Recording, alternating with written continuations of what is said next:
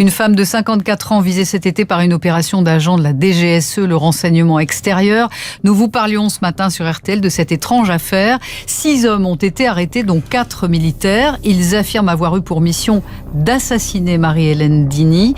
La DGSE dément toute implication. Et c'est impressionnant. Et d'ailleurs, à chaque nouvelle arrestation, ça ravive mes peurs, évidemment, parce que je me dis, mais combien de personnes et qui a intérêt à ce que je disparaisse? Si effectivement, dès qu'on a une société qui monte ou qu'on essaye de rassembler une profession, il y a un contrat sur votre tête, on se demande si on n'est pas dans un état de non-droit. On va revenir sur l'affaire criminelle la plus mystérieuse de ces derniers mois, le projet d'assassinat d'une femme de 54 ans par des militaires de la DGSE, le renseignement extérieur français. 6 hommes ont donc été arrêtés, mais le mobile reste totalement inconnu. Cette femme témoigne ce matin sur RTL. Elle s'appelle Marie-Hélène Dini, elle est spécialisée en coaching d'entreprise. Thomas, c'est vous qui l'avez rencontrée, elle est passée tout près de la mort. En effet, le 24 juillet, la BAC de Créteil est appelée par un riverain d'un quartier résidentiel. 2 hommes suspects font le guet dans une voiture. Les policiers interviennent et découvrent sur eux un pistolet chargé et des couteaux militaires. Ce que j'ai vu, c'est devant mon immeuble, une Clio noire avec beaucoup de policiers autour. Un voisin vient d'alerter la police. Il a repéré 2 hommes suspects dans une Clio noire volée. Les policiers arrivent à 8h20. Sur les suspects, 2 couteaux de l'armée française et dans un sac rouge au pied du passager, un Browning 9 mm, une balle dans le canon. Pas de doute, ils étaient sur le point de passer à l'action.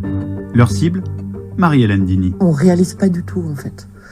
On a l'impression que qu'on s'est trompé de personne, qu'ils exagèrent, on n'intègre pas forcément.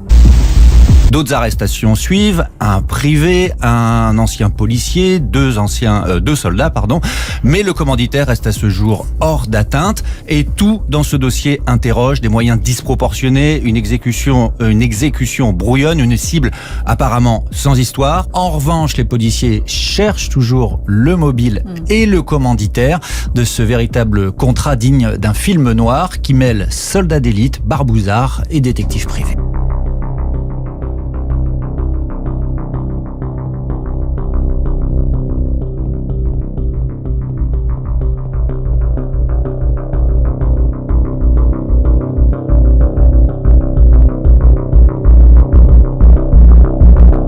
Les anciens de la DGSE, un ex-commandant de la DGSI et une loge maçonnique des Hauts-de-Seine.